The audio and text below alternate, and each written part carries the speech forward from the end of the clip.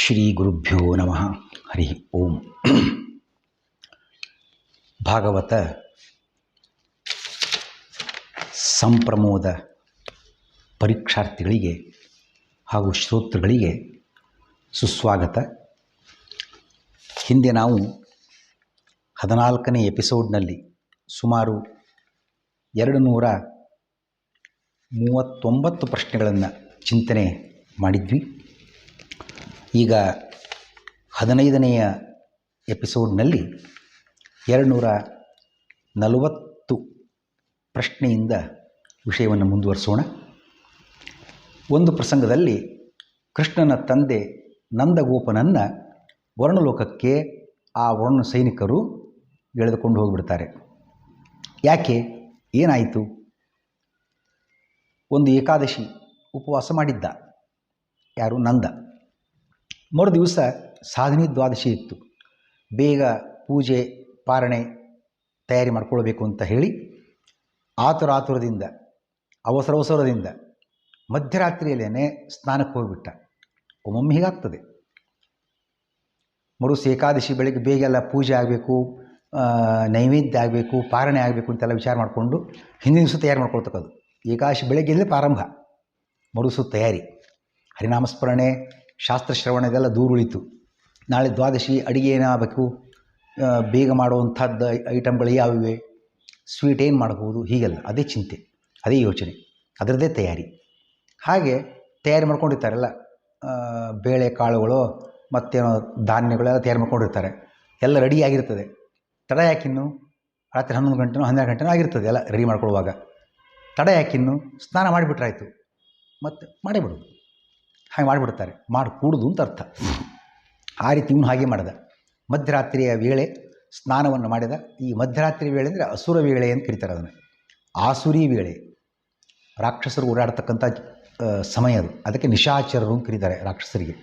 ನಿಶಾಯಾಮ್ ಚರದೀತಿ ನಿಶಾಚರ. ಆ ಆಸುರಿ ವೇಳೆಯಲ್ಲಿ ಸ್ನಾನಕ್ಕೆ ಹೋದ. ಯಮುನಾ ನದಿ ಸ್ನಾನಕ್ಕೆ ಮಾಡಿದ. ಏನು ಸ್ನಾನ ಮಾಡಿದ್ದಾನಷ್ಟೇ ಅಷ್ಟರಲ್ಲೇ ಆ ವರ್ಣನ ಸೈನಿಕರು ಬಂದು ಎಳ್ಕೊಂಡು ಹೋಗ್ಬಿಟ್ರು. ಅದು ನಿಷಿದ್ಧ ಕಾಲ, ಸ್ನಾನ ಮಾಡಿ ಕೂಡುದು, ಅದು ಮಡಿಗೆ ಬರೋದೂ ಇಲ್ಲ, ಗೊತ್ತಿಲ್ಲ. ಆ ರೀತಿ ಮಾಡಿದ ಎಳ್ಕೊಂಡು ಹೋಗ್ಬಿಟ್ರು. ಇದನ್ನು ತಿಳಿಯತಕ್ಕಂಥ ಸಂದೇಶ ಏನು? ವಿಧಿ ನಿಷೇಧಗಳ ಅರಿವಿನೊಂದಿಗೆ ನಡೆಸುವ ಕರ್ಮಾಚರಣೆ ಫಲಪ್ರದ.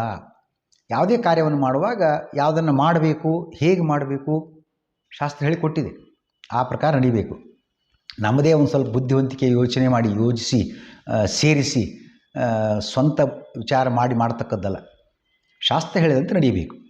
ಹಾಗಾಗಿ ಯಾವುದು ಒಳ್ಳೆಯದು, ಯಾವುದು ನಿಷಿದ್ಧ ಕಾಲ, ಯಾವುದು ಸರಿಯಲ್ಲ ಎಲ್ಲವನ್ನು ತಿಳ್ಕೊಳ್ಬೇಕು. ಆ ವಿಧಿ ನಿಷೇಧಗಳ ಅರಿವಿಲ್ಲದೆ ನಡೆಸುವ ಕರ್ಮಾಚರಣೆ ಫಲಪ್ರದವಾಗ್ತದೆ. ವಿಧಿ ನಿಷೇಧಗಳ ಅರಿವಿಲ್ಲದೆ ನಡೆಸುವ ಕರ್ಮಾಚರಣೆಗಳು ಫಲಪ್ರದವಾಗುವುದಿಲ್ಲ. ಅಷ್ಟೇ ಅಲ್ಲ, ಪಾಪವೇ ಬಂದ್ಬಿಡ್ತದೆ, ದೋಷವೇ ಉಂಟಾಗ್ತದೆ, ಅದರಿಂದ ಹಾನಿಯೂ ಉಂಟಾಗ್ತದೆ. ಈ ಅರಿವು ಅವಶ್ಯವಾಗಿ ತಂದುಕೊಳ್ಬೇಕು. ಗ್ರಹಣ ಕಾಲ ಸಂದರ್ಭ ಇರ್ತದೆ.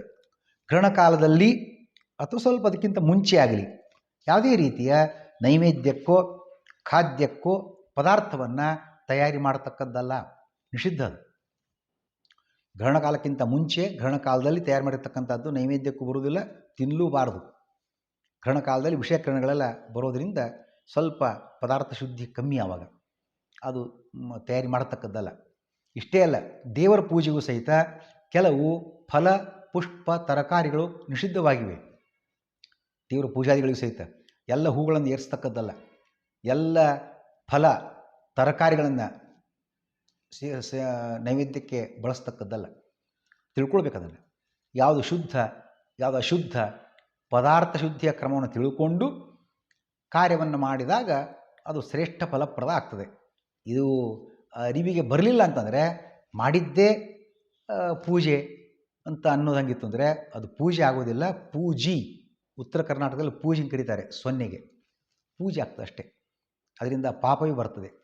ಅಂಥ ತಪ್ಪನ್ನು ನಂದ ಮಾಡಿದ್ದ. ಅದಕ್ಕೆ ಅವನು ಹೇಳ್ಕೊಂಡು ಹೋಗಿದ್ದರು. ಇಲ್ಲಿ ಒಂದು ಪಾಠ, ಮೂಲ ಪಾಠದಲ್ಲಿ ಅವಿಜ್ಞಾಯ ಆಸುರೀಂ ವೇಲಾಂ, ತಿಳಿಯದೆ ನಂದ ಆ ತಪ್ಪನ್ನು ಮಾಡಿದ, ವರ್ಣಲೋಕಪಾಲಾದ ಅಂತ ಒಂದು ಮಾತು ಬರ್ತದೆ. ಇನ್ನೊಂದು ಪಾಠ ಸದ್ಧರ್ಮತೀರ್ಥ ಹೇಳ್ತಕ್ಕಂಥದ್ದು, ಅವಿಜ್ಞಾಯ ಅಲ್ಲ, ಅವಜ್ಞಾಯ. ಸ್ವಲ್ಪ ಇನ್ನೂ ವಿಶೇಷ ಅರ್ಥವನ್ನು ಕೊಡ್ತಕ್ಕಂಥ ಒಂದು ಶಬ್ದ ಅದು. ಏನು ಹಾಗಂದರೆ, ಅವಜ್ಞಾಯ ಅಂದರೆ ಧಿಕ್ಕರಿಸಿ ಅಂತ ಅರ್ಥ, ಹುಂಬತನದಿಂದ ವರ್ತಿಸು ಅಂತ ಅರ್ಥ. ಮಧ್ಯರಾತ್ರಿ ಸ್ನಾನ ಮಾಡಿಕೊಡುದು ಶಾಸ್ತ್ರ ಹೇಳ್ತಾ ಇದೆ, ಅದೇನು ಮಾಡತ್ತೆ ಹೇಳ, ನಡೀತು ಬಿಡು ಅಂತನೋ, ಪರವಾಗಿಲ್ಲ ಬಿಡಿಪ್ಪ ಆಗತ್ತೆ ಅಂತನೋ ಹುಂಬತನದಿಂದ ವರ್ತಿಸ್ತಕ್ಕಂಥವರಿಗೆ ಎಚ್ಚರಿಕೆ ಮಾತಿದು. ನಿಮ್ಮ ಸ್ವಂತ ಬುದ್ಧಿಯನ್ನು ಯೋಚನೆ ಮಾಡತಕ್ಕದ್ದಲ್ಲಲ್ಲಿ, ಶಾಸ್ತ್ರ ಹೇಳಿದ್ದನ್ನು ಕೇಳ್ತಕ್ಕಂಥದ್ದು.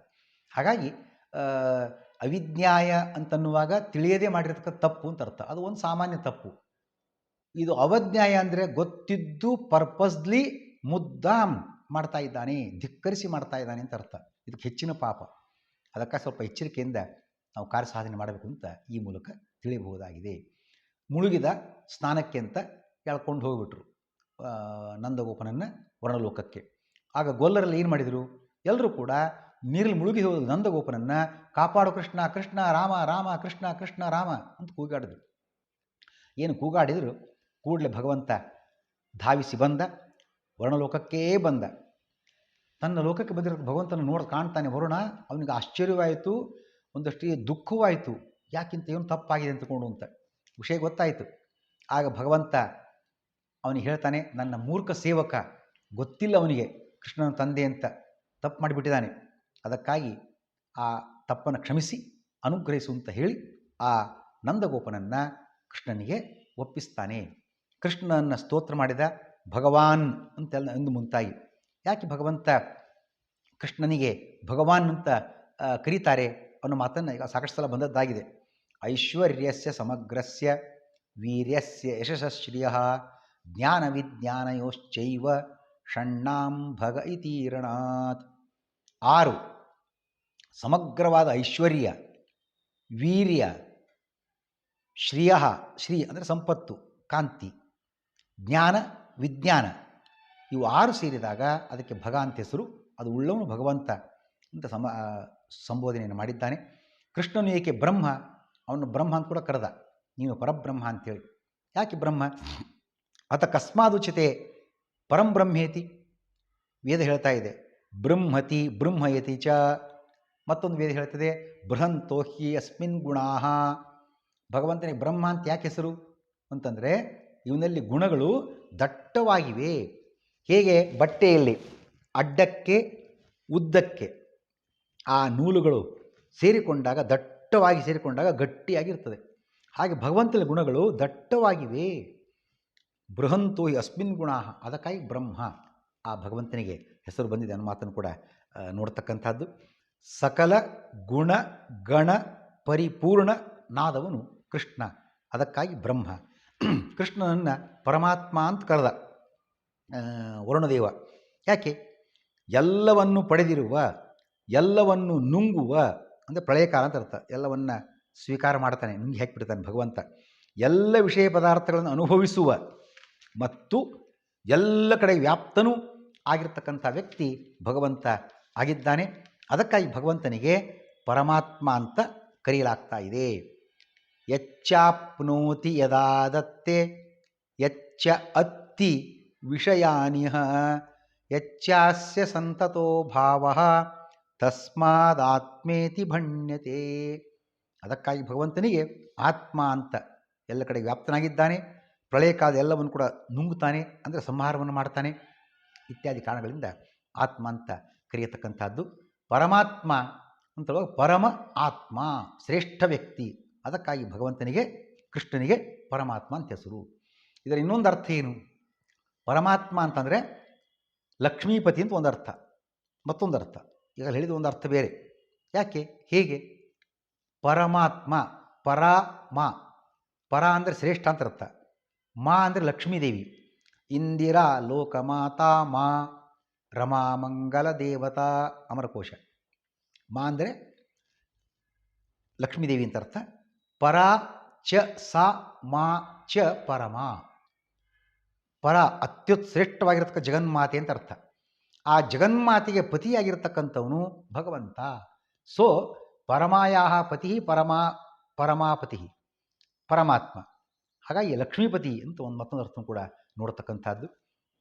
ಗೊಲ್ಲನು ಕೃಷ್ಣನಿಗೆ ಆ, ಗೊಲ್ಲರು ಕೃಷ್ಣನಿಗೆ ವೈಕುಂಠ ಲೋಕವನ್ನು ತೋರಿಸುವಂತೆ ಏಕೆ ಕೇಳಿದರು. ಅಲ್ಲಿಂದ ಕರ್ಕೊಂಬರ್ತಾನೆ ಅಪ್ಪನನ್ನು. ಅಲ್ಲಿ ಬಂದಿರತಕ್ಕಂಥ ಗೋಪಾಲಕರೆಲ್ಲ ವಿಷಯ ಹೇಳ್ತಾರೆ.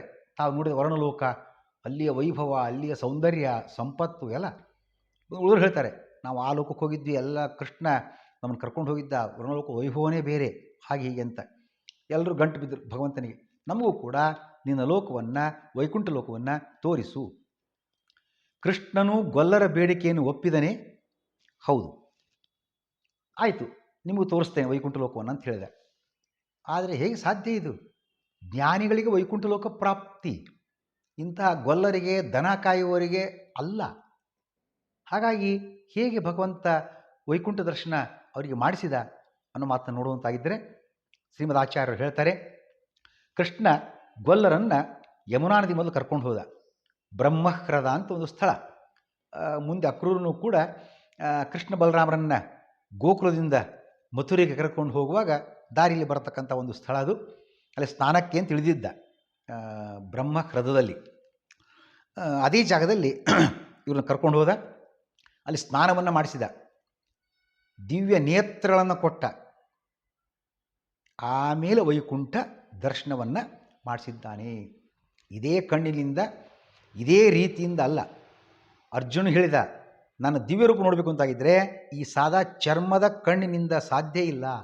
ದಿವ್ಯಂ ದದಾಮಿತೆ ಚಕ್ಷು ಪಶ್ಯಮೇ ರೂಪಮೈಶ್ವರಂ. ಆ ದಿವ್ಯ ರೂಪ ದರ್ಶನ ಆಗಬೇಕು ಅಂತಾಗಿದ್ದರೆ ವಿಶೇಷ ದೃಷ್ಟಿಯನ್ನು ನೀಡ್ತೇನೆ ನಿನಗೆ ಅಂತ ಹೇಳಿ ಕೊಟ್ಟಿದ್ದಾನೆ ಭಗವಂತ ವಿಶ್ವರೂಪ ದರ್ಶನಕ್ಕೋಸ್ಕರ. ಹಾಗೆ ಇಲ್ಲಿ ಕೂಡ ಒಂದು ವಿಶೇಷ ದೃಷ್ಟಿಯನ್ನು ಅವರಿಗೆ ನೀಡಿ ಆ ವೈಕುಂಠ ಲೋಕಕ್ಕೆ ಕರೆದುಕೊಂಡು ಹೋಗಿ ಆ ದರ್ಶನವನ್ನು ಮಾಡಿಸಿದ್ದಾನೆ. ಆ ಮಾತನ್ನು ಇದಕ್ಕೆ ಆಧಾರ ಏನು? ಏತಾಯಾಮೋಪ ಅನ್ನುವ ವೇದಕ್ಕೆ ಆಚಾರ್ಯ ಮಧ್ವರು ಋಗ್ಭಾಷ್ಯದಲ್ಲಿ ವಿವರಣೆ ಕೊಡುವಾಗ ಈ ಮಾಹಿತಿಯನ್ನು ನಮಗೆ ಕೊಟ್ಟಿರತಕ್ಕಂಥದ್ದು ಕಂಡು ಬರ್ತಾ ಇದೆ. ಕೃಷ್ಣ ಶರತ್ಕಾಲದ ಹುಣ್ಣಿಮೆ ಎಂದು ವೇಣುವಾದನ ಪ್ರಾರಂಭ ಮಾಡಿದ. ಏನು ವೇಣುಗಾನದ ಸೌಂದರ್ಯ, ಮಾಧುರ್ಯ, ಅಬ್ಬ ಅಪರೂಪ! ಎಲ್ಲರೂ ಆಕರ್ಷಿತರಾದರು. ಅದರ ಉದ್ದೇಶ ಏನು? ಯಾಕೆ ವೇಣುಗಾನ ಮಾಡಿದ? ಹುಣ್ಣಿಮೆಯ ರಾತ್ರಿ. ಹಿಂದೆ ಕಾತ್ಯಾಯಿನಿ ವ್ರತ ಗೋಪಸ್ತ್ರೀಯರು ಮಾಡಿದಾಗ ಒಂದು ವರ ಕೊಟ್ಟಿದ್ದ. ಏನು ಅಂತ? ಹುಣ್ಣಿಮೆ ರಾತ್ರಿ ಒಂದು ಸಮಯ ನನ್ನ ಜೊತೆಗೆ ನಿಮಗೆ ವಿಹಾರದ ಅವಕಾಶವನ್ನು ಕೊಟ್ಟಿದ್ದೇನೆ ಭಗವಂತ, ಒಂದು ವರ ಕೊಟ್ಟಿದ್ದ. ಹಾಗಾಗಿ ತನ್ನೊಂದಿಗೆ ವಿಹರಿಸುವ ಅವಕಾಶವನ್ನು ಏನು ಕೊಟ್ಟಿದ್ದ ವರರೂಪದಲ್ಲಿ ಗೋಪಸ್ತ್ರೀಯರಿಗೆ, ಅದನ್ನು ಪೂರೈಸಲಿಕ್ಕೆ ಅಂತ ಹುಣ್ಣಿಮೆ ರಾತ್ರಿ ಎಂದು ಆ ಎಲ್ಲ ಗೋಪಿಕಾಸ್ತ್ರೀಯರ ಆಗಮನಕ್ಕೋಸ್ಕರ ಆ ವೇಣುವಾದನ, ವೇಣುಗಾನವನ್ನು ಮಾಡಿದ್ದಾನೆ. ಏನು ಕೃಷ್ಣ ವೇಣುವನ್ನು ನುಡಿಸಲು ಪ್ರಾರಂಭ ಮಾಡಿದ, ಅದರ ಆಕರ್ಷಣೆಗೆ ಎಲ್ಲರೂ ಒಳಗಾಗಿ ಎಷ್ಟು ಆಕರ್ಷಣೆ ಇತ್ತು ಅಂದರೆ, ಯಾರ್ಯಾರು ಗೋಪಸ್ತ್ರೀಯರು ಯಾವ್ಯಾವ ಕೆಲಸ ಮಾಡ್ತಿದ್ರು, ಕೆಲವರು ಅನ್ನಕ್ಕಿಟ್ಟಿದ್ರು, ಇನ್ನು ಅಲ್ಲ ಅನ್ನ ಆಗಬೇಕಾಗಿತ್ತು, ಅದು ನಿಲ್ಲಿಸಲೂ ಇಲ್ಲ. ಕೆಲವರು ಪತಿಸೇವೆ ಮಾಡ್ತಾಯಿದ್ರು, ಏನು ಊಟಕ್ಕೆ ಬಡಿಸೋದು ಮತ್ತೇನೋ, ಅದನ್ನು ಅರ್ಧಕ್ಕೆ ಬಿಟ್ಟರು. ಮಕ್ಕಳಿಗೆ ಊಟ ಬಡಿಸಿದ್ರು, ಅದನ್ನು ಅರ್ಧಕ್ಕೆ ಬಿಟ್ಟರು. ಹೀಗೆಲ್ಲ ಇನ್ನೆಲ್ಲ ಪತಿಸೇವೆಗೈಯುತ್ತಿದ್ದವರು, ಊಟ ಮಾಡುತ್ತಿದ್ದವರು ಮುಂತಾದ ಕೆಲಸಗಳನ್ನು ಅರ್ಧದಲ್ಲಿಯೇ ಅಲ್ಲಲ್ಲಿಯೇ ಬಿಟ್ಟು ಬಿಟ್ಟು ಬಂದು. ಇಷ್ಟೇ ಅಲ್ಲ, ಬರುವಾಗಲೂ ಸಹಿತ ಕೆಲವರ ಉಡಿಗೆ ತೊಡಿಗೆಗಳು ವ್ಯತ್ಯಾಸಗೊಂಡಿದ್ದವು. ಎಡಭಾಗದ ಹಾಕ್ಕೊಳ್ತಕ್ಕಂತಹ ಡ್ರಾಪ್ಸೋ ಮತ್ತೇನೋ ಬಳೆನೋ ಅದು ಬಲಭಾಗದ ಬಂದಿತ್ತು. ಸೀರೆ ಅದು ಉಲ್ಟಾ, ಅಂದರೆ ಸೆರಗು ಉಲ್ಟಾ ಆಗಿ ಹೊತ್ತುಕೊಂಡಿದ್ದರು. ಹೀಗೆಲ್ಲ ಕೃಷ್ಣ ಕಡೆ ಲಕ್ಷ್ಯ ಇರೋದ್ರಿಂದ ಇದ್ರ ಬಗ್ಗೆ ಯಾವ ಗಮನ ಉಳಿಲಿಲ್ಲ ಅಂತ ಅನ್ನೋ ಅರ್ಥ. ಹಾಗಾಗಿ ವೇಣುಗಾನದ ಮೂಡಿ ಇದಾಗಿತ್ತು. ಈ ಮಾತನ್ನು ಕೇಳುವಾಗ ಒಂದು ಸ್ವಲ್ಪ ಸಂಶಯ ಬರ್ತದೆ. ಗೋಪಿಯರು ಕೃಷ್ಣನ ವೇಣುಗಾನ, ವೇಣು ವಾದನವನ್ನು ಕೇಳಿ ಅರ್ಧಂಬರ್ಧಕ್ಕೆ ಇದ್ದಕ್ಕಿದ್ದ ಹಾಗೆ ಎಲ್ಲೆಲ್ಲಿ ಕೆಲಸ ಮಾಡಿ ಅದನ್ನು ಅಲ್ಲಿಗೆ ಬಿಟ್ಟು ಓಡಿ ಬಂದರು ಅಂತ ಹೇಳುವಾಗ ಅತಿಶಯೋಕ್ತಿ ಅಂತ ಅನಿಸ್ಲಿಕ್ಕಿಲ್ವ? ಯಾಕೋ ಅತಿ ಆಯಿತು ಅಂತ? ನೋ, ಖಂಡಿತ ಇಲ್ಲ, ಅತಿಶಯೋಕ್ತಿ ಇಲ್ವೇ ಇಲ್ಲ. ಇವತ್ತಿನ ಉದಾಹರಣೆ ನೋಡುವುದಾಗಿದ್ದರೆ ಕಾಲ್ಪನಿಕ ಕಥೆ, ಯಾವುದು ಟಿ ವಿ ಧಾರಾವಾಹಿಗಳು, ಅದೇನು ಪ್ರಾರಂಭ ಆಗ್ತಾ ಇದೆ ಅಂತ ಟೈಟಲ್ ಸಾಂಗ್ ಪ್ರಾರಂಭ ಆಯಿತು, ಕೆಲಸ ಮಾಡ್ತಾರೆ ಅಡುಗೆ ಮನೆಯಲ್ಲೆಲ್ಲ ತಾಯಂದಿರು ಎಲ್ಲ ಅರ್ಧಕ್ಕೆ ಬಿಡ್ತಾರೆ. ಅಲ್ಲಲ್ಲಿಗೆ ಬಿಟ್ಟು, ಅಲ್ಲಿ ಚಪಾತಿ ಇದೆ ಹಾಕ್ಕೊಳ್ಳಿ, ಫ್ರಿಜ್ನಲ್ಲಿ ಮೊಸರಿದೆ ತಕ್ಕೊಳ್ಳಿ, ಹೀಗೆಲ್ಲ ಅಂತ ಹೇಳಿ ಬಂದುಬಿಡ್ತಾರೆ. ಆ ಟೈಟಲ್ ಸಾಂಗ್ ಪ್ರಾರಂಭ ಆಯಿತು, ಈ ಕಾಲ್ಪನಿಕತೆ ಕೆಲಸಕ್ಕೆ ಬರೋದಿಲ್ಲ, ಇಂಥದಕ್ಕೇ ಇಷ್ಟೊಂದು ಎಡಿಕ್ಟ್ ಆಗಿರತಕ್ಕಂಥ ಮಾತನ್ನು ನಾವು ನೋಡ್ತಿರೋ ಹೊತ್ತಿನಲ್ಲಿ ಆ ಕೃಷ್ಣನ ಲೋಕಮೋಹಕ ಸೌಂದರ್ಯ, ಲೋಕಾತೀತ ಸೌಂದರ್ಯ, ಅಪೂರ್ವ ವೇಣುಗಾನ ಮಾಧುರ್ಯ, ಇದು ಗೋಪಿಯರನ್ನು ಸೆಳೆದಿರತಕ್ಕಂಥದ್ರಲ್ಲಿ ಏನೂ ಆಶ್ಚರ್ಯ ಇಲ್ಲ, ಸಂಶಯ ಇಲ್ಲ. ಹಾಗಾಗಿ ಆ ಗೋಪಿಕಾಸ್ತ್ರೀಯರೆಲ್ಲ ಬಂದಿದ್ದಾರೆ. ಓಡೋಡಿ ಹೋಗುತ್ತಿರೋರನ್ನು ಅವರ ಪತಿ ಬಂಧುಗಳು ಆ ಗೋಪಿಕಾಸ್ತ್ರೀಯರನ್ನು ತಡೆಯಲಿಲ್ವೇ? ತಡೆದರು ಕೆಲವರು. ಎಲ್ಲಿ ಹೋಗ್ತಾ ಇದ್ದೀರಿ, ನಿಂತ್ಕೊಳ್ಳಿ. ಆದರೆ ಗೋಪಿಯರು ಕೆಲವರು ಯೋಗ ಬಲದಿಂದ ಒಂದು ರೂಪದಿಂದ ತಮ್ಮ ಮನೆಯಲ್ಲೇ ಇದ್ದರು, ಮತ್ತೊಂದು ರೂಪದಿಂದ ಅದೃಶ್ಯರಾಗಿ ಕೃಷ್ಣನ ಜೊತೆಗಿದ್ದರು. ಎಂಥ ಒಂದು ಅವ್ರ ಯೋಗ ಸಾಮರ್ಥ್ಯ ನೋಡ್ರಿ. ಬರ್ತಾರೆ ಕೃಷ್ಣನ ಬಳಿಗೆ. ಕೃಷ್ಣ ಆ ಗೋಪಿಕಾಸ್ತ್ರೀಯರನ್ನು ಸ್ವಾಗತ ಮಾಡಿದ್ದಾನೆ. ಇಲ್ಲೊಂದು ಆಕ್ಷೇಪ ಬರ್ತದೆ. ಕೃಷ್ಣ ಗೋಪಿಕಾಸ್ತ್ರೀಯರ ಜೊತೆಗೆ ರಾಸಕ್ರೀಡೆ ಮಾಡಿದ ಸರಿನಾ ಇದು? ಈ ಪ್ರಶ್ನೆಯನ್ನು ಪರೀಕ್ಷಿತರಾಜ ಮುಂದೆ ಕೇಳಲಿಕ್ಕಿದ್ದಾನೆ. ರಾಸಕ್ರೀಡೆ ಮಾಡಿದ ಅಂತ ಆಕ್ಷೇಪ ಮಾಡ್ತಾರೆ ವಿನಃ ರಾಸಕ್ರೀಡೆಗಿಂತ ಮುಂಚೆ ಕೃಷ್ಣ ಏನು ಸಂದೇಶ ಕೊಟ್ಟ, ಏನು ಉಪದೇಶ ಕೊಟ್ಟ, ಇದನ್ನು ಯಾರು ಹೈಲೈಟ್ ಮಾಡೋದೇ ಇಲ್ಲ. ಅದಕ್ಕೆ ಭಾಗವತವನ್ನು ನಾವು ಸರಿಯಾಗಿ ಅರ್ಥ ಮಾಡಿಕೊಳ್ಳಬೇಕು, ಓದಬೇಕು. ಆ ಬಂದ ಗೋಪಿಕಾಸ್ತ್ರೀಯರನ್ನು ಕೃಷ್ಣ ಹೇಳಿದ, ಬನ್ನಿ, ಸುಸ್ವಾಗತ, ಎಲ್ಲ ಆರಾಮವಾ, ಕ್ಷೇಮವಾ? ಆಯಿತು. ಈ ಯಮುನಾ ನದಿಯ ತಂಗಾಳಿಯ ಹುಣ್ಣಿಮೆಯ ಸುಂದರ ಬೆಳದಿಂಗಳಿನಲ್ಲಿ ಎಲ್ಲವನ್ನು ನೋಡಿದ್ದಾಯ್ತಲ್ಲ, ಉದ್ಯಾನ ಎಲ್ಲ ಹೂಗಳು ಎಲ್ಲ ನೋಡಿದ್ದಾಯ್ತಲ್ಲ, ಆಯಿತು, ಇನ್ನು ನಿಮ್ಮ ಮನೆಗೆ ಹೋಗಿಬಿಡ್ರಿ ಅಂತ ಹೇಳ್ತಾನೆ. ಇಷ್ಟೇ ಅಲ್ಲ, ನಿಮಗೆ ಜವಾಬ್ದಾರಿಯ ಕರ್ತವ್ಯಗಳಿವೆ. ಸ್ತ್ರೀಗೆ, ವಿಶೇಷವಾಗಿ ಪತಿವ್ರತಾ ಸ್ತ್ರೀಗೆ, ಮಕ್ಕಳು, ಪತಿಯ ಹಾಗೂ ಅವನ ಬಂಧುಗಳ ಸೇವೆಯನ್ನು, ಅರ್ಥಾತ್ ಪಾಲನೆ, ಪೋಷಣೆ, ರಕ್ಷಣೆಯನ್ನು ನಿರ್ವಂಚನೆಯಿಂದ ಮಾಡಬೇಕು. ತಾಯಂದಿರು, ಪತಿವ್ರತಾ ಸ್ತ್ರೀಯರು, ಇದೇ ಪತಿವ್ರತಾ ಧರ್ಮ. ಪತಿಯು ರೋಗಿಯಾಗಿರಲಿ, ನಿರುದ್ಯೋಗಿಯಾಗಿರಲಿ, ಅಸಮರ್ಥನಾಗಿರಲಿ, ಮಂದಮತಿಯಾಗಿರಲಿ, ಏನಾದರೂ ಆಗಿರಲಿ, ಪಂಚಮಹಾಪಾತಕವನ್ನು ಮಾಡಿದ್ದಿಲ್ಲ ಅಂತಂದರೆ ಆ ಪತಿಯನ್ನು ಬಿಡತಕ್ಕದ್ದಲ್ಲ. ಪತಿಸ್ತ್ರೀಭಿ ನ ಹಾತವ್ಯ, ರೋಗಿ, ಅಧನಃ, ಏನೆಲ್ಲ ಇದ್ಕೊಳ್ಳಿ ಅನ್ನೋ ಮಾತನ್ನು ನೋಡ್ತಕ್ಕಂಥದ್ದು. ಶ್ರವಣ, ಮನನ, ಧ್ಯಾನ, ನಾಮ ಸಂಕೀರ್ತನಾದಿಗಳಿಂದ ಮೊಳೆತು ಬೆಳೆಯುವ ಹರಿಯಲ್ಲಿಯ ಭಕ್ತಿಯು ಕೇವಲ ಅವನ ಅಂಗಸಂಗದಿಂದ ದೊರೆಯದು. ಶ್ರವಣಾದಿಗಳಿಂದ ಭಗವಂತನ ಭಕ್ತಿ ಬರೋದೇ ಬೇರೆ, ಕ್ರಮ ಬೇರೆ. ಅವನ ಅಂಗಸಂಗ ಮಾಡ್ತೀವಿ ಅಂತ ನೀವು ಬಯಸ್ಕೊಂಡು ಬಂದಿದ್ದೀರಿ ಅಂತಂದರೆ ಆ ಶ್ರವಣದಲ್ಲಿ ಬರ್ತಕ್ಕಂಥ ಭಕ್ತಿಯಿಂದ ಬರೋದಿಲ್ಲ. ಉಪದೇಶವನ್ನು ಕೊಡ್ತಾನೆ. ಹಾಗಾಗಿ ನೀವು ನಿಮ್ಮ ಮನೆಗೆ ಹೋಗ್ಬಿಡ್ರಿ, ಅಲ್ಲ ಕಾಯ್ತಾ ಇದ್ದಾರೆ ಮಕ್ಕಳು, ಪತಿ ಮುಂತಾದವರೆಲ್ಲ.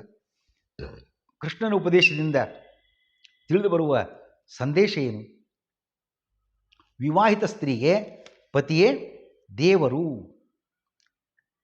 ತಂತ್ರಮಾಲದ ಒಂದು ಮಾತುಂಟು, ಹರಿರಸ್ಮಿನ್ ಸ್ಥಿತ ಇತಿ ಸ್ತ್ರೀಣಾಂ ಭರ್ತರಿ ಭಾವನಾ, ಶಿಷ್ಯಾಣಾಂಚ ಗುರೌ ನಿತ್ಯಂ ಹರಿಭಾವ ಇತೀರಿತಃ. ತನ್ನ ಪತಿಯಲ್ಲಿ ಭಗವಂತ ಇದ್ದಾನೆ ಅಂತ ತಿಳಿದುಕೊಂಡು, ಹರಿಯ ಸನ್ನಿಧಾನ ವಿಶೇಷವಾಗಿದೆ ಅಂತ ತಿಳಿದುಕೊಂಡು, ಆ ಪತಿಯ ಸೇವೆ, ಪತಿಯ ಬಂಧುಗಳ ಸೇವೆ, ಮಕ್ಕಳ ಸೇವೆ, ಇನ್ನೆಲ್ಲ ಮನೆಗೆಲಸವನ್ನು ಮಾಡಿ ಅಸ್ಮತ್ ಪತ್ಯಂತರ್ಗತ ಭಾರತೀಯ ರಮಣ ಮುಖ್ಯ ಪ್ರಾಣಾಂತರ್ಗತ ಶ್ರೀಕೃಷ್ಣಾರ್ಪಣಮಸ್ತು ಅಂತ ಆ ಕಾರ್ಯವನ್ನು, ಮನೆ ಕೆಲಸವನ್ನು ಮಾಡಿ ಕೃಷ್ಣಾರ್ಪಣಮಸ್ತು ಅರ್ಪಣೆ ಮಾಡಿಬಿಟ್ರೆ ಅವಳು ಒಬ್ಬ ಶ್ರೇಷ್ಠ ಸಾಧಕಿ ಆಗ್ತಾಳೆ, ಪತಿವ್ರತಾ ಸ್ತ್ರೀ ಆಗ್ತಾಳೆ, ಅನುಗ್ರಹಕ್ಕೆ ಪಾತ್ರ ಆಗ್ತಾಳೆ, ಭಗವಂತ ಅನುಗ್ರಹಕ್ಕೆ. ಹಾಗಾಗಿ ಪತಿವ್ರತಾ ಧರ್ಮ ಅಂತ ಆಗಬೇಕು ಅಂತಾಗಿದ್ದರೆ ಇಂತಹ ಪತಿಯ ಸೇವೆ, ಪತಿ ಬಂಧುಗಳ ಸೇವೆ, ಮಕ್ಕಳ ಸೇವೆಯನ್ನು ಮಾಡಿಕೊಂಡು ಅದನ್ನು ಭಗವಂತನ ಅರ್ಪಣೆ ಮಾಡ್ತಕ್ಕಂಥದ್ದು. ಇದರ ಬರೀ ಮನೆ ಕೆಲಸ ಅಂತ ತಿಳ್ಕೊಳ್ತಕ್ಕದ್ದಲ್ಲ, ಇದು ಭಗವಂತನ ಸೇವೆ. ಯಾಕೆ ಪ್ರಾರಂಭದಲ್ಲಿ ಹೇಳಿದಂತಾನೆ ಹರಿರಸ್ಮಿನ್ ಸ್ಥಿತ ಇತಿ, ನನ್ನ ಪತಿಯಲ್ಲಿ ಭಗವಂತ ಇದ್ದಾನೆ ತಿಳಿದುಕೊಂಡು ಮಾಡುವ ಸೇವೆ ಹರಿಸೇವೆ. ಆ ಭಾವನೆಯಿಂದ ಮಾಡತಕ್ಕಂಥದ್ದು ಪತಿವ್ರತ ಧರ್ಮ.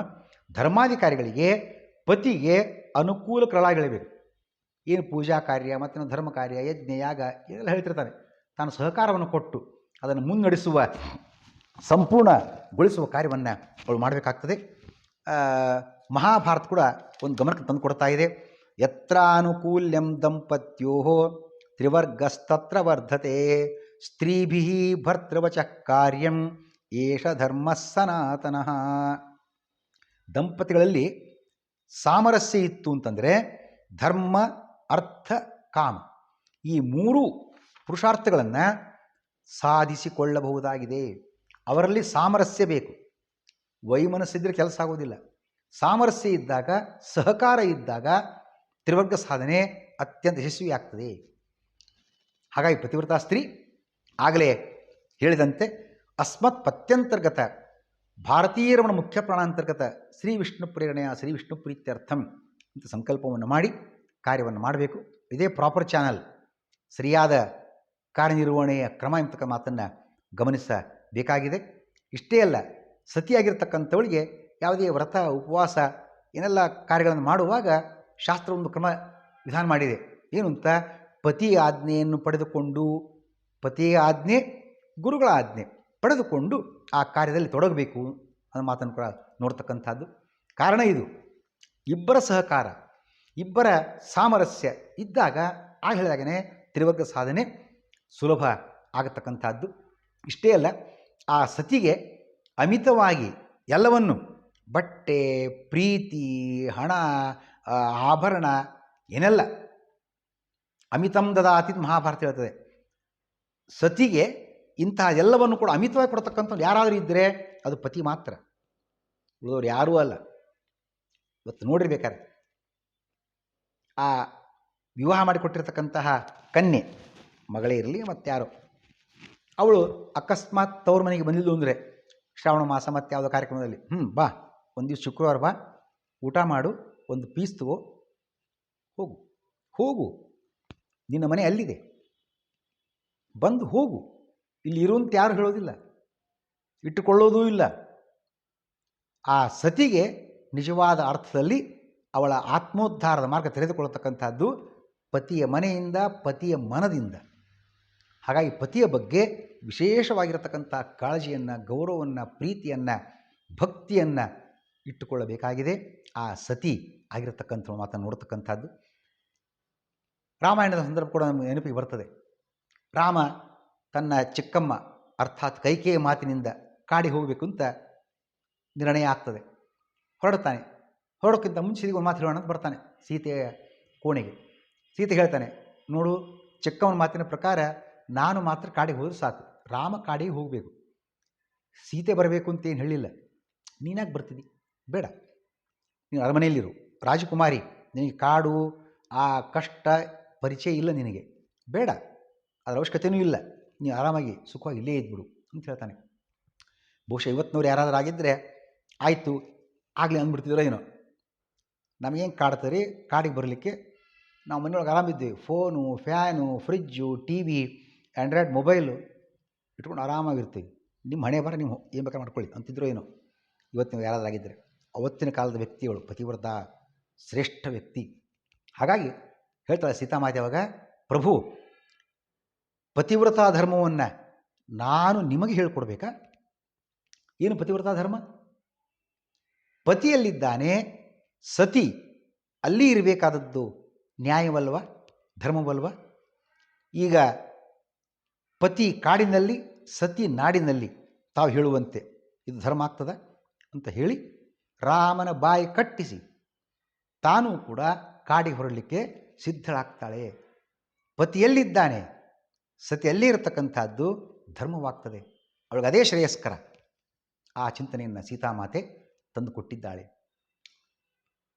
ಸ್ವಲ್ಪ ವಿಚಾರ ಮಾಡುವಾಗ ಒಂದೊಮ್ಮೆ ಸ್ತ್ರೀಗೆ ಮುಂದಿನ ಬದುಕಿಗೆ ಯಾವುದೋ ಇಂಥ ಒಂದು ಸಮ್ ಎಕ್ಸ್ಟೆಂಟ್ ಇಂಥ ಬದ್ದಿಟ್ಕೊಂಡು ಸಂದರ್ಭ ಏನೋ ತುಂಬ ವಿವಾದ, ಅದು ತೀವ್ರ ವಿಕೋಪಕ್ಕೆ ಹೋಗಿ ತಾನು ತನ್ನ ಮುಂದಿನ ಜೀವನಕ್ಕೋಸ್ಕರ, ಅಂದರೆ ತಾಯಿನೋ ಅಥವಾ ಹೆಂಡತಿಯೋ ಎಲ್ಲಿರಬೇಕು? ಮಗನ ಮನೆಯಲ್ಲಿರಬೇಕು, ಗಂಡನ ಮನೆಯಲ್ಲಿರಬೇಕು. ಎರಡು ಆಪ್ಷನ್ನು ಆ ಹೆಂಡತಿಗೆ ಅಥವಾ ತಾಯಿಗೆ ಬಂದಾಗ ಅವಳೇನು ಆಯ್ಕೊಳ್ಬೇಕು? ಆವಾಗ ತಾನು ಮುಂದಿನ ಬದುಕನ್ನು ಗಂಡನ ಮನೆಯಲ್ಲಿದ್ದೇ ಸಾಗಿಸ್ತೇನೆ ಅಂತ ತಿಳ್ಕೊಳ್ಬೇಕೇ ವಿನಃ ಮಗನ ಮನೆಗೆ ಹೋಗತಕ್ಕದ್ದಲ್ಲ. ಲೆಕ್ಕ ಪ್ರಸಂಗ ಇರಲಿ. ಈ ಮಹಾಭಾರತ ಆ ನಿರ್ಣಯವನ್ನು ನಮಗೆ ಕೊಟ್ಟಿರ್ತಕ್ಕಂಥದ್ದು. ಆಗ ಹೇಳಿದಂತೆಯೇ ಪತಿಂತು ಅಪತಿತಂ ಭಜೇತ್. ಪತಿಯನ್ನು ಪತಿತನಾಗದಿದ್ದರೆ ಅವನು 5 ಪ್ರಸಂಗಗಳಲ್ಲಿ ಪತಿಯು ಪತಿತನಾಗ್ತಾನೆ. ಆ 5 ಪ್ರಸಂಗಗಳಲ್ಲಿ ಅವನನ್ನು ಬಿಡಬಹುದು. ಆ 5 ಪ್ರಸಂಗ ಇರಲಿಲ್ಲ ಅಂದರೆ ಯಾವುದೇ ಕಾರಣಕ್ಕೆ ಬಿಡತಕ್ಕದ್ದಲ್ಲ. ಅವನು ರೋಗಿಯಾಗಿದ್ದಾನೆ, ಇನ್ಕ್ರಿಮೆಂಟ್ ಕಟ್ಟಾಗಿದೆ, ಅಥವಾ ಸರ್ವೀಸು ಮುಗಿತು, ಮುಕ್ತಾಯವಾಯಿತು, ಅಥವಾ ಮತ್ತೇನು ಅನಾರೋಗ್ಯ, ಅಡ್ಮಿಟ್ ಆಗಿದ್ದಾನೆ, ಬೇಕಾದಿರಲಿ, ಯಾವುದೇ ಕಾರಣಕ್ಕಾಗಿ ಪತಿಯನ್ನು ಬಿಡತಕ್ಕದ್ದಲ್ಲ. ಪತಿಸ್ತ್ರೀಭಿ ನ ಹಾತವ್ಯ ಯದಿಸ್ಯಾನ್ನೈವ ಪಾತಕಿ. ಮಹಾಪಾತಕ, ಪಂಚಮಹಾಪಾತಕಗಳು ಯಾವುದದು? ಬ್ರಹ್ಮಹತ್ಯ, ಸುರಾಪಾನಂ, ಸ್ಥೇಯಂ ಗುರುವಂಗನಾಗಮಃ, ಮಹಾಂತಿ ಪಾತಕಾನ್ಯಾಹು ಸಂಸರ್ಗಶ್ಚಾಪಿ ತೈಸ್ಸಹ. ಮನುಸ್ಮೃತಿಯಲ್ಲಿ ಈ ಮಾತು ಬರ್ತದೆ. 5 ಮಹಾಪಾಪಗಳಂತೆ. ಒಂದು ಬ್ರಹ್ಮಹತ್ಯ, ಬ್ರಾಹ್ಮಣರನ್ನು ಕೊಲ್ತಕ್ಕಂಥದ್ದು. ಸುರಾಪಾನಂ, ಮದ್ಯಪಾನ. ಕಳ್ಳತನ, ಸ್ಥೇಯಂ ಅಂದರೆ. ಗುರುವಂಗನಾಗಮಃ, ಗುರುಪತ್ನಿಯನ್ನೇ ಸ್ವೀಕಾರ ಮಾಡತಕ್ಕಂಥದ್ದು. 4 ಆಯಿತು. ಈ 4 ತಪ್ಪನ್ನು ಎಸಗತಕ್ಕಂಥವ್ರು ಯಾರಿದ್ದಾರೆ ಅವ್ರ ಜೊತೆಗೆ ಸೇರಿಕೊಳ್ತಕ್ಕಂಥದ್ದು ಒಂದು ದೊಡ್ಡ ತಪ್ಪು. 5ನೇದು ತಪ್ಪು ಮಾಡತಕ್ಕಂತಹ ಈ 4 ಪ್ರಕಾರದ ಜನರೇನಿದ್ದಾರೆ ಅವ್ರ ಜೊತೆ ಸೇರಿಕೊಳ್ತಕ್ಕಂಥದ್ದು ಕೂಡ ಅದು ಒಂದು ದೊಡ್ಡ ತಪ್ಪೇ, ಮಹಾಪಾತಕನೇ. ಈ 5 ಮಹಾಪಾತಗಳನ್ನು ಪಂಚಮಹಾಪಾತಗಳನ್ನು ಕರೀತಾರೆ. ಅದನ್ನು ಈ 5 ಪಾತಗಳನ್ನು, ಪಂಚಮಹಾಪಾತಗಳನ್ನು ಅಕಸ್ಮಾತ್ ಪತಿ ಮಾಡಿದರೆ ಆ ಒಂದು ಅವಕಾಶ ಅವನು ಬಿಡಲಿಕ್ಕೆ. ಅಷ್ಟು ಬಿಟ್ಟರೆ ಬೇರೆ ಯಾವುದೇ ಪ್ರಸಂಗದಲ್ಲಿ ರೋಗಿ, ಅಧನಃ, ಬಡವನಾಗಿದ್ದಾನೆ, ಇನ್ಕ್ರಿಮೆಂಟ್ ಕಟ್ಟಾಗಿದೆ, ನೌಕರಿ ಹೋಗಿದೆ, ಬೇಕಾದಿರಲಿ ಪತಿಯನ್ನು ಬಿಡತಕ್ಕದ್ದಲ್ಲ ಅನ್ನೋ ಮಾತನ್ನು ನೋಡ್ತಕ್ಕಂಥದ್ದು. ಅದನ್ನು ಕೂಡ ಕೃಷ್ಣ ತಿಳಿಸಿಕೊಟ್ಟ. ಮುಂದೆ ಹೇಳ್ತಾನೆ, ಇವತ್ತು ಸ್ವಲ್ಪ ನಾವು ಕೆಟ್ಟದ್ದು ವಿಚಾರ ಮಾಡೋಣ. ಸಂದರ್ಭ ಆ ರೀತಿ ಇರೋದರಿಂದ. ಏನು?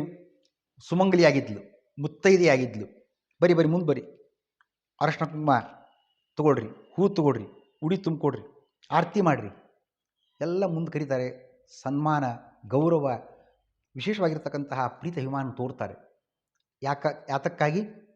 ಅವಳ ಕೊರಳಲ್ಲಿ ಸೌಭಾಗ್ಯ ಸೂಚಕವಾಗಿರ್ತಕ್ಕಂತಹ, ಪತಿ ಸೂಚಕವಾಗಿರ್ತಕ್ಕಂತಹ ಮಂಗಳಸೂತ್ರ ಇದೆ. ಮಂಗಳಸೂತ್ರ ಇರುವವರೆಗೆ ಈ ಗೌರವ, ಸೌಭಾಗ್ಯ ಎಲ್ಲ. ಅಕಸ್ಮಾತ್ ಆ ಮಂಗಳಸೂತ್ರ ಮಿಸ್ ಆಯಿತು ಕೊರಳಲ್ಲಿ, ಆವಾಗ ಕರೀತಾರ, ಮುಂದೆ ಬನ್ನಿ, ಉಡಿ ತುಂಬಿಕೊಡ್ರಿ, ಅರಿಶಿನ ಕುಂಕುಮ ತೊಗೊಳ್ರಿ, ಹೂ ತೊಗೊಳ್ರಿ ಅಂತಾರ. ದುಃಖ ಆಗ್ತದೆ. ನಾನು ಮೊನ್ನೆವರೆಗೆ ಅಂದರೆ ಗಂಡ ಇರುವಾಗ ಮುಂದೆ ಬರ್ತಿದ್ದೆ, ಮುಂದೆ ಕೂಡ್ತಿದ್ದೆ, ಕರಿತಿದ್ರು, ಉಡಿ ತುಂಬ್ತಿದ್ರು, ಅರಿಶಿನ ಕುಂಕುಮ ತೊಗೊಳ್ರಿ ಅಂತಿದ್ರು. ಈಗ ಏನು ಮಾಡೋ ಹಾಗಿಲ್ಲ, ಎಲ್ಲಿ ಹೋಗೋ ಹಾಗಿಲ್ಲ. ಅಯ್ಯೋ ದೇವ, ಅಯ್ಯೋ ದೇವ. ಕಳ್ಕೊಂಡ ಮೇಲೆ ಚಿಂತಿಸಿ ದುಃಖಿಸಿ ಏನೂ ಪ್ರಯೋಜನವಿಲ್ಲ. ಕಳೆದುಕೊಳ್ಳುವ ಮುಂಚೆನೇ ಆ ಯೋಚನೆ ಮಾಡಬೇಕು. ಎಷ್ಟು ಆ ಮಂಗಳಸೂತ್ರದ ತಾಕತ್ತು ನೋಡ್ರಿ. ಕಂಠಸೂತ್ರಂ ವಿನಾನಾರಿ ಅನೇಕಾಭರಣೈರಿತ. ಮಂಗಳಸೂತ್ರ ಒಂದನ್ನು ಬಿಟ್ಟು ನೀವು KG ಗಟ್ಟಲೆ ಬಂಗಾರ ಹಾಕ್ಕೊಡ್ರಿ, ಆಭರಣ ಬೆಲೆ ಉಂಟಾ? ಮಂಗಳಸೂತ್ರಕ್ಕಿರ್ತಕ್ಕಂಥ ಕಿಮ್ಮತ್ತು, ತಾಕತ್ತು ಈ ಬೇರೆ ಆಭರಣಕ್ಕೆ, ಬಂಗಾರದ ಆಭರಣಕ್ಕೆ ಎಂದೂ ಬರೋದಿಲ್ಲ. ಅದರ ತಾಕತ್ತೇ ಬೇರೆ, ಅದರ ಕಿಮ್ಮತ್ತೇ ಬೇರೆ. ಹಾಗಾಗಿ ಒಂದು ಮಂಗಳಸೂತ್ರ ಕೊರಳಲ್ಲಿದ್ದಾಗ ಸುಮಂಗಳಿಯರು, ಮುತ್ತೈದರು, ಬನ್ನಿ, ಮುಂದೆ ಬನ್ನಿ, ಆರತಿ ಮಾಡಿರಿ, ಕರೀತಾರೆ. ಹಾಗಾಗಿ ಪತಿ ಇದ್ದಾನೆ ಅನ್ನೋ ಕಾರಣಕ್ಕೋಸ್ಕರ ಅವನು ಹೇಗೆ ಇರಲಿ, ಅಡ್ಮಿಟ್ ಆಗಿದ್ದಾನೆ, ಆಸ್ಪತ್ರೆಯಲ್ಲಿದ್ದಾನೆ, ಏನು ಬೇಕಾದಿಟ್ಕೊಳ್ಳಿ, ಇದ್ದಾನೆ, ಆ ಪತಿಯ ಸೇವೆಯನ್ನು ಮಾಡಿಕೊಂಡು ಇರಬೇಕನ್ನೋ ಮಾತನ್ನು ಕೂಡ ನೋಡ್ತಕ್ಕಂಥದ್ದು. ಇದರ ಜೊತೆ ಮತ್ತೊಂದು ಮಾತನ್ನು ಹೇಳ್ತಾರೆ, ಪತಿಯನ್ನು ಆದಷ್ಟು ಸಂರಕ್ಷಣೆ ಮಾಡಿಕೊಳ್ಬೇಕು. ಗುರೋರ್ನಾಮ ನಗೃಹೀಯಾತ್ ಶಿಷ್ಯೋ ಭಾರ್ಯಾಪತೇರಪಿ. ಗುರುಗಳ ಮಾತನ್ನು ಅಥವಾ ಗುರುಗಳ ಹೆಸರನ್ನು ಶಿಷ್ಯನಾಗಿರ್ತಕ್ಕಂಥವನು ಮತ್ತೆ ಮತ್ತೆ ಹೆಸರು ಹಿಡಿದು ಹೇಳಬಾರ್ದು. ನಮ್ಮ ಗುರುಗಳು ಅಂತ ಹೇಳಬೇಕು. ಒಂದು ಸಲ ಹೇಳಿ ತಪ್ಪಿಲ್ಲ ಹೆಸರನ್ನು, ಪುನಃ ಅದೇ ಹೆಸರು ಹೇಳಬಾರ್ದು. ಹಾಗೆ ಹೆಂಡತಿಯು ಕೂಡ ಗಂಡನ ಹೆಸರು ಹಿಡಿದು ಹೇಳಬಾರ್ದು. ಅದೇ ಒಂದು ಫ್ಯಾಷನ್ ಆಗಿಬಿಟ್ಟಿದೆ ಇವತ್ತು. ಅದೇನೋ ಪ್ರೀತಿ ಅಂತೆ, ಲವ್ ಅಂತೆ. ಏನು ಪ್ರೀತಿನೋ ಏನು ಲವ್ ಗೊತ್ತಿಲ್ಲ, ಅರ್ಥ ಆಗೋದಿಲ್ಲ. ಗಂಡನ ಹೆಸರನ್ನು ಹೆಸರು ಹೇಳ್ತಕ್ಕದ್ದಲ್ಲ. ಅದಕ್ಕೆ ನೋಡಿ, ನಮ್ಮ ಪರಂಪರೆಯಲ್ಲಿ ಯಾರೋ ಹಿರಿಯ ಮುತ್ತೈದೆಯರು ಮದುವೆ ಅಂತ ಸಮಾರಂಭನೂ ಮತ್ತು ಕಾರ್ಯಕ್ರಮ ಇದ್ದಾಗೆಲ್ಲ ಉರುಟಣಿ ಅಂತಿರ್ತದೆ, ಒಗಟು ಹಾಕಿ ಹೆಸರು ಹೇಳ್ತಕ್ಕಂಥ ಕ್ರಮ. ಅವಾಗೆಲ್ಲ ಹೇಳ್ತಾರೆ, ಆಕೆ ನೂತನ ವಧು ಹೇಳ್ತಾಳೆ, ಅದ್ರ ಜೊತೆಗೆ ಉಳಿದ ಹಿರಿಯ ಮುತ್ತೈದೆಯರು ಹೇಳ್ತಾರೆ. ಯಾರು ಹಿರಿಯ ಮುತ್ತೈದೆಯರು ಹೇಳ್ರಿ, ನಿಮ್ಮ ಮನೆಯವ್ರ ಹೆಸರು ಹೇಳ್ರಿ. ಅವ್ರ ಸಂಕೋಚ, ಗಂಡನ ಹೆಸರು ಹೇಳಬೇಕು ಹೇಳಬಾರ್ದು, ಹೆಂಗೆ ಈ ಪಬ್ಲಿಕ್ನಲ್ಲಿ ಹೇಳೋದು, ಅಯ್ಯೋ ಹೀಗೆ ಬೇಗ ಬೇಗ ಹೇಳಿ, ಟೈಮ್ ಆಗ್ತಾಯಿದೆ, ಬೇಗ ಹೆಸರು ಹೇಳಿ. ಅವ್ರು ಎದ್ದು ನಿಂತ್ಕೊಂಡು ಗೋಡೆಯನ್ನು ಆ ಕಡೆ ಈ ಕಡೆಗೆ ಬೆನ್ನಿಂದ ತಿಕ್ತಾ ಹೇಳೋ ಬೇಡೋ ಹೇಳೋ ಬೇಡೋ ಹೇಳೋ ಬೇಡೋ ಅಂತ ಮಾಡ್ತಾ ಕೊನೆಗೆ ಅಂತೂ ಇವು ಏನೋ ಮಾಡಿ ಮುಗಿಸ್ತಾರೆ. ಉಡುಪಿಯಲ್ಲಿರುವುದು ಕನಕನ ಕಿಂಡಿ, ರಾಮರಾಯರು ಕೊಡುವನು ಬೇಸನ್ ಉಂಡಿ ಅಂತ ಹೇಳಿ ಒಟ್ಟು ಏನೋ ಒಂದು ಹೇಳಬೇಕು, ಹೇಳೋದು ಅಷ್ಟೇ. ಹೇಳೋ ಉದ್ದೇಶ ಅವರಿಗೆ ಉದ್ದೇಶಪೂರ್ವಕ ಹೇಳ್ತಕ್ಕದ್ದಲ್ಲ, ಪತಿ ಹೆಸರನ್ನು ಅವರು ಒತ್ತಾಯ ಮಾಡ್ತಾರೆ, ಹೆಸರು ಹೇಳಬೇಕಾಗಿದೆ ಅಷ್ಟೇ. ಹಾಗಾಗಿ ಮತ್ತೆ ಮತ್ತೆ ಹೇಳ್ತಕ್ಕದ್ದಲ್ಲ. ಗುರೋರ್ನಾಮ ನಗರಣ್ಯ ಶಿಷ್ಯ ಭಾರ್ಯ ಪತೇರಪಿ. ಯಾಕೆ? ಗಂಡನ ಆಯುಷ್ಯ ಕ್ಷೀಣಿಸ್ತದೆ. ಆಯುಷ್ಯವನ್ನು ನಾವು ಇಟ್ಟುಕೊಳ್ಳಬೇಕು, ಉಳಿಸಿಕೊಳ್ಬೇಕು, ಗಂಡನನ್ನು ಬದುಕಿಸಿಕೊಳ್ಬೇಕು ಸಾಧ್ಯವಿದ್ದಷ್ಟು ಮಟ್ಟಿಗೆ. ಆ ಚಿಂತೆ ನೋಡ್ತಕ್ಕಂಥದ್ದು. ಹೀಗೊಬ್ಬರು ಯಾರೋ ತಿರುಪತಿಗೆ ದೇವರ ದರ್ಶನಕ್ಕೆ ಅಂತ ಹೋಗಿದ್ದರು. ಹೋದಾಗ ಆ ಕ್ಯೂನಲ್ಲಿ ಮುಂದೆ ಇರತಕ್ಕಂಥವರು ಗೋವಿಂದ ಗೋವಿಂದ ಗೋವಿಂದ ಅಂತ ಹೇಳ್ತಿದ್ದಾರೆ. ಆ ಕ್ಯೂ ಮುಂದೆ ಹೋಗ್ತಾ ಇದೆ. ಆ ಕಡೆಯಿಂದ ಯಾರೋ ಒಬ್ಬರು ಹೆಣ್ಮಗಳು ಅವರು ಬರ್ತಾ ಇದ್ದಾರೆ. ಅವರು ಹೋಗುವಾಗ ಅವ್ರು ಹೇಳಿದ ಕೂಡಲೇ ಅವ್ರು ಅಂದ್ಹಾಗೆ ಅವರಂದ್ಹಾಗೆ ಅಂತಂದು ಜನರಿಗೆ ಅರ್ಥ ಯಾಕೆ ಹೀಗೆ ಹೇಳ್ತಾರೆ. ಈ ಪುನಃ ಕ್ಯೂ ಮುಂದೆ ಹೋಯಿತು. ಅವ್ರು ಪುನಃ ಗೋವಿಂದ ಗೋವಿಂದ ಗೋವಿಂದ ಅಂತ ಹೋಗ್ತಾರೆ. ಪುನಃ ಆ ಹೆಣ್ಮಗಳು ಅವರಂದ್ಹಾಗೆ ಅವರಂದ್ಹಾಗೆ.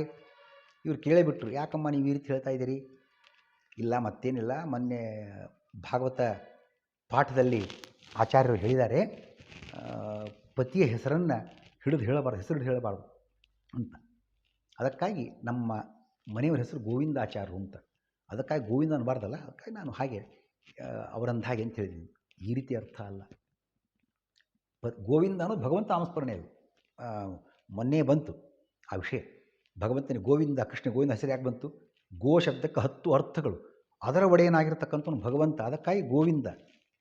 ವೇದದ ದೊರೆ, ವೇದವನ್ನು ಕಾಪಾಡ್ತಕ್ಕಂಥವನು. ಗೋ ಶಬ್ದಕ್ಕೆ ಅರ್ಥ ಅನೇಕ ಅರ್ಥಗಳು ಆಗ ಹೇಳಿದ್ದಾಗಿದೆ. ಹಾಗೆ ಅದು ಭಗವಂತನ ನಾಮ ವಿನಃ ತನ್ನ ಗಂಡನ ಹೆಸರನ್ನು ಅವ್ರು ತಿಳ್ಕೊಳ್ತಕ್ಕದ್ದಲ್ಲ, ಹಾಗೆ ಅತಿಯಾಗಿ ಮಾಡ್ತಕ್ಕದ್ದಲ್ಲ. ಈಗ ಎಲ್ಲೋ ಒಂದು ಕಡೆಗೆ ಸ್ವಾಮಿಗಳನ್ನ ಕರ್ಕೊಂಡು ಹೋಗಿದ್ದೆ ಪಾದಪೂಜೆಗೆ, ಯಾರ್ದೋ ಒಬ್ಬರ ಮನೆಗೆ. ಹೋಗುವಾಗ ಅವರು ಬಂದರು.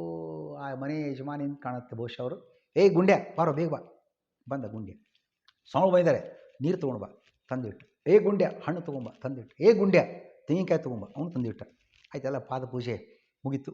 ನಾನು ಹೊರಡುವಾಗ ಕೇಳಿದೆ ಆ ಅಮ್ಮನ, ಅಮ್ಮ ಈ ಗುಂಡ್ಯ ಅನ್ನೋರು ಯಾರು? ನಮ್ಮ ಯಜಮಾನ್ರಿ ಹೇಳ್ರಿ ಅಂತಂದ್ರು. ಹಂಗೆ ಆಗಬಾರ್ದು ಅಷ್ಟೇ. ಹಂಗೆ ಒಂಟಿ ಹೆಸರು ಅಲಕ್ಷ್ಯನೋ ಅಸಹ್ಯನೋ ವರ್ತನೆ ತೋರ್ತಕ್ಕದ್ದಲ್ಲ ಅನ್ನೋ ಮಾತು ನೋಡ್ತಕ್ಕಂಥದ್ದು. ಪತಿವ್ರತ ಧರ್ಮ ಅಂತನ್ನುವಾಗ ಚಾತುರ್ಮಾಸ್ಯ ವ್ರತ ನಮಗೆಲ್ಲ ಪರಿಚಯ ಇದೆ. ಮೊದಲನೇ ವ್ರತ ಶಾಖವ ವ್ರತ. ಅಂದ್ರೇನು? ಶಾಖವನ್ನು ತರಕಾರಿಯನ್ನು ಬಿಡ್ತಕ್ಕಂಥದ್ದು. ಎರಡನೇ ವ್ರತ ದಧಿವ್ರತ. ಅಂದ್ರೇನು? ಮೊಸರನ್ನು 1 ತಿಂಗಳು ಬಿಡ್ತಕ್ಕದ್ದು. ಮೂರನೇ ವ್ರತ ಕ್ಷೀರವ್ರತ, ಹಾಲನ್ನು 1 ತಿಂಗಳು ಬಿಡ್ತಕ್ಕದ್ದು. ಹಾಗೆ ಪತಿವ್ರತ ಅಂತ ಆಗಬಾರ್ದು ಅಷ್ಟೇ. ಅಷ್ಟು ತಿಳ್ಕೊಂಡ್ರು ಸಾಕು ಅಂತ ಅನ್ನಿಸ್ತದೆ. ಹೀಗೆ ಭಗವಂತ ಪತಿವ್ರತ ಧರ್ಮದ ಬಗ್ಗೆ ಸಾಕಷ್ಟು ಮಾಹಿತಿಯನ್ನು ಅಲ್ಲಿ ತಿಳಿಸಿ ಕೊಟ್ಟಿದ್ದಾನೆ. ಇದನ್ನೇ ಜಗನ್ನಾಥ ದಾಸರು ಕೂಡ ತಿಳಿಸ್ತಾರೆ.